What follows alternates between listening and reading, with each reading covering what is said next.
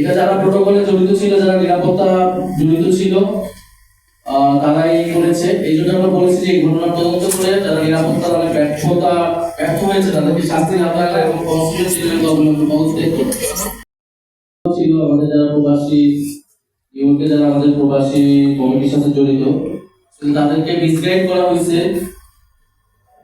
তাদেরকে বলা হয়েছিল যে তারা অন্য একটা গেট দিয়ে বের হবে এবং তাদেরকে অন্য আমাদের সমর্থিত অন্য একটা স্থানে থাকতে বলা হয়েছিল। কিন্তু পরে দেখা গেছে তাদের বের হওয়ার রাস্তাটা ভিন্ন করা হয়েছিল, যেটা আমাদের সমর্থকরা জানতো। এটা যারা প্রোটোকলে জড়িত ছিল, যারা নিরাপত্তা জড়িত ছিল, তারাই করেছে। এই জন্য আমরা বলেছি যে এই ঘটনা তদন্ত করে যারা নিরাপত্তা মানে ব্যর্থ হয়েছে তাদেরকে শাস্তি না দেওয়া এবং কনস্টিটিউশনাল গভর্নমেন্ট পদত্যাগ করতে। কারণ এটা সম্পূর্ণ তার ব্যর্থতার পরিচয়।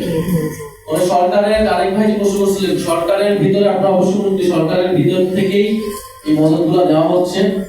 সরকারের প্রশাসনের বিভিন্ন স্তরে যে ফ্যাসিবাদের দোষররা রয়েছে তাদের ইন্ধনে, তাদের সহযোগিতায় এই ঘটনাগুলো ঘটছে।